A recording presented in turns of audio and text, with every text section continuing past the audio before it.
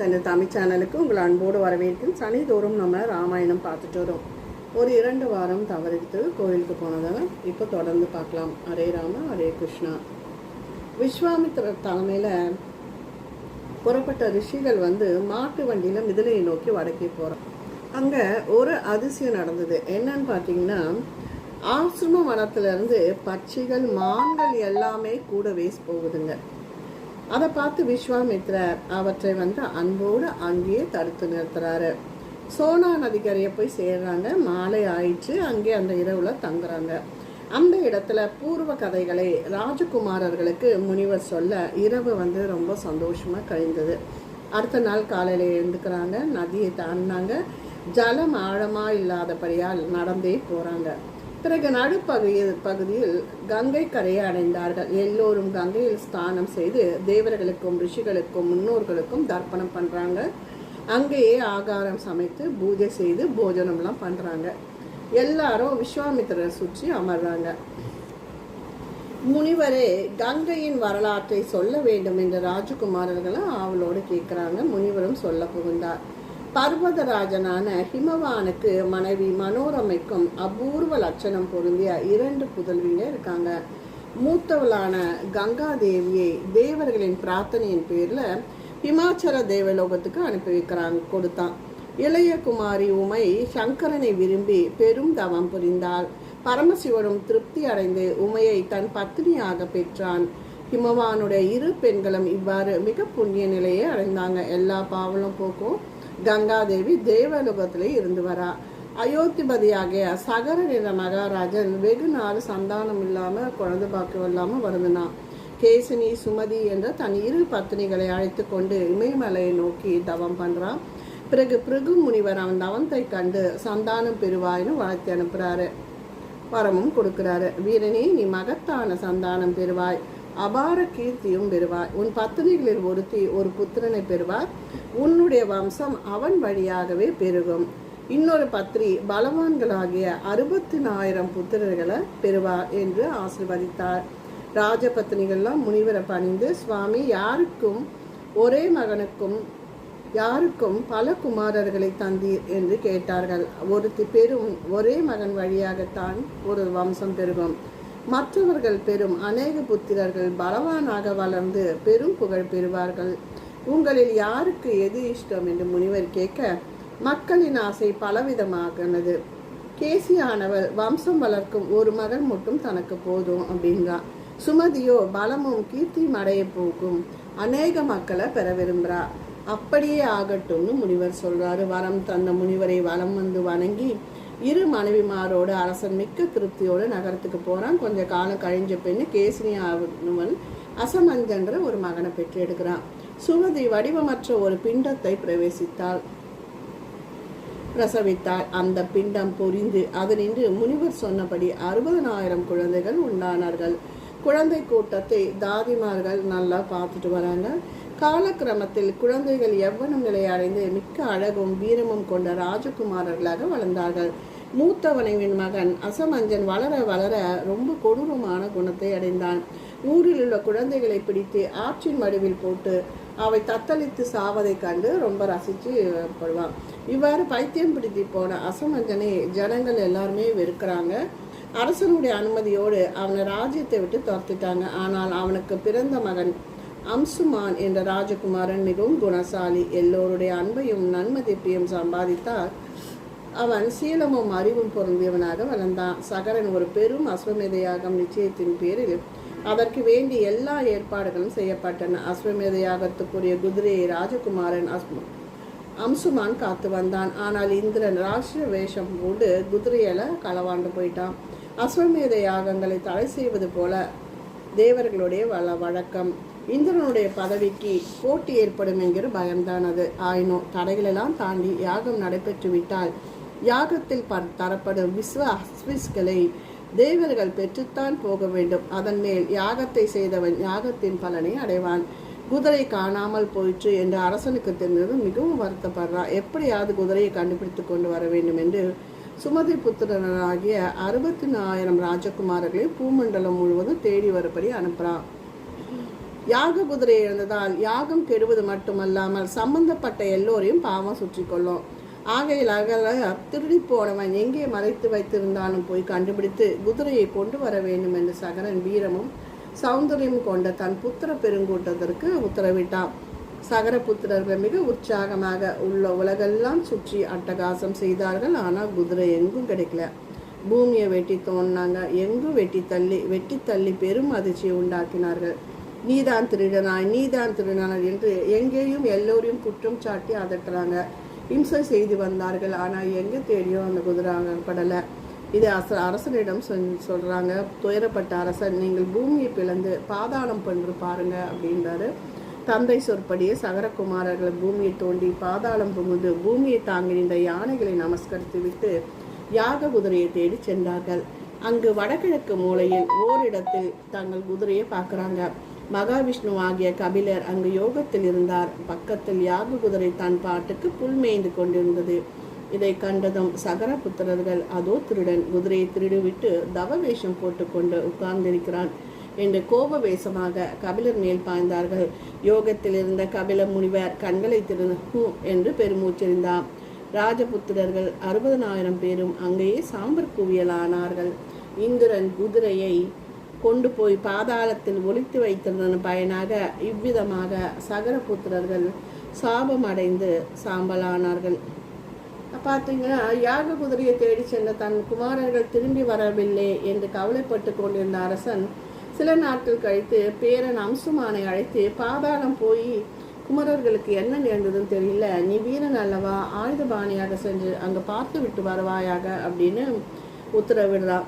வெற்றியோடு வருவாய் என்று அம்சுமானை ஆசீர்வதித்து அனுப்புறாரு. அம்சுமான் தன் சிறிய தகப்பன்மா சககுமாரர்களையும் பூமியை தோண்டி கொண்டு போய் வழியை பார்க்கிறான். திக்கு கஜங்களை கண்ட போதும் அவற்றை வணங்கி பூஜித்து தன் காரியத்தை சொல்லி கொண்டான். அந்த யானைகளும் நீ காரிய சித்தி அடைவா என்று ராஜகுமாரனை ஆசீர்வதித்தன. தைரியப்பட்டு அனுப்பி வைத்தன.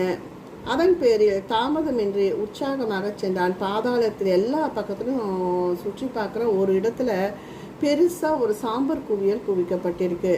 யாக குதிரையை கண்டும் திருப்தியும் திகைப்பும் அடைகிறான். சகர ராஜாவின் பத்தினி சுமதியின் சகோதரனாகிய கருட பகவான் அங்கு தற்செயலாக வந்தான். அம்சமானை நோக்கி, திகைக்காதே, இந்த சாம்பர் குவியலே உன் பித்ருக்களான சகரகுமரர்கள் மிச்சம். கபில தேவரால் சபிக்கப்பட்டு சாம்பலானார்கள். அன்புக்குரிய குழந்தையை பிடித்து சென்று யாகத்தை முடித்து கொள்ளுங்கள். சபிக்கப்பட்ட ராஜகுமாரர்கள் நற்கதி அடைய வேண்டுமானால் தேவலோகத்து கங்கையை இங்கு வரவழைத்து சாம்பலை கரைக்க வேண்டும் அப்படின்றாரு கருட பகவான். குதிரையோடு அம்சமான் வேகமாக திரும்பி போய் பாட்டன் மகாராஜாவோட எல்லாம் சொல்றான். தன் புத்திரர்கள் கதியை கேட்டு அரசன் ரொம்ப துயரக்கடல்ல முழுகிறான். குதிரை திரும்பி வந்தபடியா யாகத்தை கிரகமாக முடித்துவிட்டு குமாரர்கள் நதியை பற்றியும் கங்கையை பற்றியும் யோசிக்கிறான். யோசித்து இன்னது செய்வது என்று தோன்றாமலே அவன் உயிர் நீத்தான். 30,000 ஆண்டு வாழ்ந்து சகரன் இறந்தான் என்றுதான் நமக்கு ராமாயணத்துல சொல்லப்படுது. ராமாயணத்துல 30,000 60,000 என்று பெரிய எண்களை படித்து நாம் திகைக்கிற வேண்டாம். 30 வருஷம் சகசம் என்றால் அநேக வருஷங்கள் என்றோ அல்லது 30 வருஷமாகவும் வைத்துக் கொள்ளலாம். சகசிரம் என்பதை வருஷம் என்பதற்கு ஒரு மங்கள மொழியாகவும் வைத்துக் கொள்ளலாம். ஷஷ்டி சகசர மக்கள் என்றால் 60 மக்களாக வைத்துக் கொள்ளலாம். சகரனுக்கு பிறகு அம்சமானும், அம்சமானுக்கு பிறகு திலீபனும், திலீபனுக்கு பிறகு பக்ரீதனும் அயோத்தியில் ஆண்டார்கள். அம்சமானும் திலீபனும் தங்கள் மூதாதையர்கள் நற்கதி அடைய செய்ய முடியவில்லையே என்று எண்ணி மற்ற எல்லா விதத்தில் சம்பந்தம் புகழும் அடைந்திருந்தாலும் அந்த பெரும் குறையின் காரணமாக தலைமுறையாக துக்கப்பட்டு கொண்டு காலகதி அடைந்தார்கள். திலீபனுக்கு பிறகு அவன் குமாரன் பக்ரீதன் அயோத்தி அதிபனானான். அவன் மகாதீரன் பக்ரீதனுக்கு மக்கட்பேரை வாய்க்கவில்லை. அதை கருதியும் கங்கையை கொண்டு வருவதற்கு ராஜ்யத்தை மந்திரிகள் வசம் ஒப்பித்துவிட்டு கோகர்ணத்தில் நீண்ட தவம் புரிய போனான். 4 பக்கங்களையும் தீமூட்டி தலைமையிலே வெயிலிலும் காய மாதம் ஒரு முறை ஆகாரம் உண்டு பல்லாண்டு உக்கிரமாக தவம் பண்றான். விடாமுயற்சிக்கு ஒரு பெயரே பகீரதனுடைய நாமம். பகீரத பிரார்த்தனம் என்று வழக்கத்திலே சொல்லும் தொடர நம்ம பார்த்துக்கலாம், அறிஞ்சிருக்கலாம். பிரஜாதிபதி பிரம்மா பகீரதனுடைய தவத்தை அங்கீகரித்து அவனுக்கு தரிசனம் தந்து என்ன வேண்டும் என்று கேட்டார். பகீரதன் தன் 2 விருப்பத்தையும் தெரிவிக்கிறான். என் பேரில் தாங்கள் இரக்கம் கொண்டால் எங்கள் குலம் அறுபட்டு போகாமல் எனக்கு புத்திர பேரு வழங்க வேண்டும். என் மூதாதையார்கள் சாபத்துக்கு இரையாகி தலகுகளை இல்லாமல் சாம்பலாக பாதாளத்தில் கிடைக்கிறாங்க. அவங்களுக்கு கங்கையில ஜலத்தை கரைத்து நீர்க்கடல் செய்து முடிக்க அவர்களை ஸ்வர்க்கம் சேர வேண்டும். அதற்காக கங்கையை கீழே இறக்கி எங்கள் குலத்தின் பெருந்துயரை நீக்க வேண்டும். இதுவே நான் கோரும் வரம் என்று பகீரதன் பிரம்மாவை மிக வணக்கமாக பிரார்த்திக்கிறான். உன் தவம் தேவர்களுக்கு திருப்தி தந்தது. உன் இஷ்டங்கள் நிறைவேறும். ஆனால் ஒன்று, ஹிமாலனுடைய மூத்த புத்திரியான கங்கையை கீழே இறங்கினால் அந்த வேகத்தை இந்த பூமி தாங்காது. அதை தாங்கக்கூடியவன் உமாபதி ஒருவனே. அவனை குறித்து தவம் செய்வார் என்று சொல்லி உடன் வந்த தேவகணங்களோடு மறைந்தான். மறுபடியும் பகீரதன் நீண்ட காலம் அன்ன ஆகாரமின்றி கடும் தவம் செய்து உமாபதியின் அருளை பெற்றான். பரமசிவன் பிரதிக்ஷ தரிசனம் தந்து உன் விருப்பத்தை நான் நிறைவேற்றுறேன் அப்படின்னு சொல்லி மலைராஜனாக மகளாகிய கங்கை இறங்கும் போது என் தலையில் அவளை தாங்குவேன், அவள் உனக்கு அருள்வாளாக என்றார். பரமேஸ்வரன் பகீரதனுக்கு அந்த வரத்தை தந்ததும் பிரம்மா சொல்லியிருந்தபடி கங்காதேவி இறங்கினாள். தன் முழு வேகத்தோடு ஆகாயத்திலிருந்து கீழே மகாதேவனுடைய சிரசின் மேல் விழுந்தாள். தன்னுடைய அபார வேகத்தால் சங்கரனையும் தள்ளி கொண்டு நேராக பாதாளம் போகும் என்று அவள் எண்ணினாள். அவளுடைய கர்வத்தை அடக்க வேண்டும் என்று முக்கண்ணன் உத்தேசித்தார். அதன்படி நினைத்த மாத்திரத்தில் தலையில் இறங்கிய பவித்திர ஜல பிரவாகம் அவருடைய பெருஞ்சடையில் அகப்பட்டு வெளியே வர முடியாமல் நின்றுச்சு. எவ்வளவோ முயன்று பார்த்தால் ஆயினும் இமயமலை சொரூபரான மகாதேவருடைய சடையில் குகைகளில் இருந்து வெளிப்பட்டு வந்து பூமியில் இறங்க முடியாமல் திகைத்தாள். கங்கைக்காக தவமிருந்து சித்தி அடைந்த பகீரதன் ஐயோ இப்படி ஆயிற்று, ஜல பிரவாகம் எல்லாம் எங்கே போயிற்று என்று மேலும் மகாதேவரை நோக்கி தவம் பண்றான். மகாதேவன் அவனுக்கு இறங்கி பிந்து சிரசில் கங்கையை மெதுவாக விட்டார். அங்கிருந்து 7 ஆறுகளாக மிக அடக்கத்தோடு கங்கா வெளிப்பட்டாள். 3 ஆறுகள் கிழக்கு முகமாகவும் 3 ஆறுகள் மேற்கு முகமாகவும் 7வது ஆறு பகீரதன் பின்னால் சென்றது. பகீரதன் மகிழ்ச்சி பரவசமானான். தலைமுறையாக காத்திருந்த தன் மூதாதையர்களுக்கு நற்கதி உண்டாயிற்று அவன் மனம் பூரித்தது. வெற்றி தேரேறி முன் சென்றான்.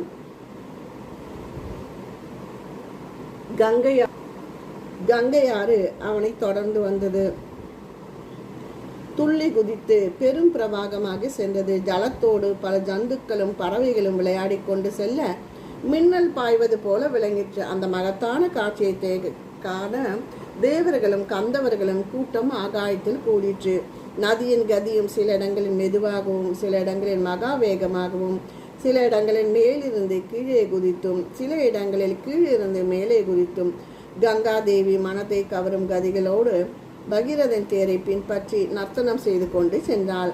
ஆகாயத்தில் தேவ கந்தர்வர்கள் கூட்டமும் நதியின் கூடவே சென்றது. இப்படி சென்ற புண்ணிய நதியானது வழியில் ஒரு இடத்தில் ஜகுனு ரிஷியினுடைய யாக வேதியை கலைத்து சேதம் செய்தது. ஒதுங்கி போகாமல் இப்படி செய்தாலே என்று ரிஷியானவர் நதியை அப்படியே கையில் எடுத்து உறிஞ்சி ஆசமனம் செய்து விட்டார். கங்கை முற்றிலும் மறைந்து ஒழிந்து போயிற்று. மறுபடியும் பகீரதன் ஐயோ என்று திகைத்தான். ஆனால் தேவ ரிஷி கணங்கள் ரிஷியை வணங்கி கங்கையின் அபாரத்தை மன்னித்து பகீரதனுடைய தவத்தை பயனடை செய்ய வேண்டும் என்று கேட்டுக்கொண்டார். ரிஷியும் அங்கீகரித்து நதியை தனது வலது காதின் வழியாக வெளியே போகவிட்டார். ரிஷியின் உடலிலிருந்து வெளிப்பட்டு ரிஷியின் பெண்ணே ஆனாள், ஜஹனி என்ற பெயரோடு பெறுவார் என்று தேவர்கள் மகிழ்ச்சியோடு ஆசிர்வதித்தார்கள். பிறகு யாதொரு இடையூறும் இல்லாமல் கங்கை வந்து சாகரம் சேர்ந்தாள். அங்கிருந்து பாதாளம் புகுந்து சகர புத்திரர்களை எரித்து சாம்பலான இடத்தை சேர்ந்தார். பகீரதனும் தன் மூத்தாதையாருக்கு நீர்க்கடன் செய்து முடித்து அவர்களை உத்தமலோகம் அடைய செய்தான். பகீரதன் தன் தளராத முயற்சியால் பூமிக்கு கொண்டு வந்த புண்ணிய நிதி பகீரதி என்று பெயர் வழங்கலாயிற்று. விஸ்வாமித்திரர் உன் முன்னோர்களாகிய சககுமாரர்கள் வெட்டிய சாகர சரித்திரமும் பகீரதன் தவத்தின் பயனால் ஆகாய கங்கை பூமிக்கு இறங்கிய சரித்திரமும் கேட்டாய். உனக்கு மங்களம் உண்டாகும். மாலையாயிற்று உன் மூதாதையார் பூவுலகத்துக்கு தந்து கங்கையை இறங்கிய சந்தியாவந்தனம் செய்வோம் என்று ராமச்சந்திரனுக்கு சொல்லி முடித்தார். கங்கை போய் ஸ்தானம் செய்தாலும் அல்லது இந்த புண்ணிய கதையை பக்தியோடு படித்தாலும் படிக்கச் சொல்ல கேட்டாலும் பாவங்கள் தீர்ந்து சுத்த உள்ளமடைந்து நல்ல சீலமும் எல்லா காரியங்களும் தளராத முயற்சியும் அடைவார். இது வால்மீகி முனிவருடைய பால்ஸ்ருதி. நன்றி, வணக்கம்.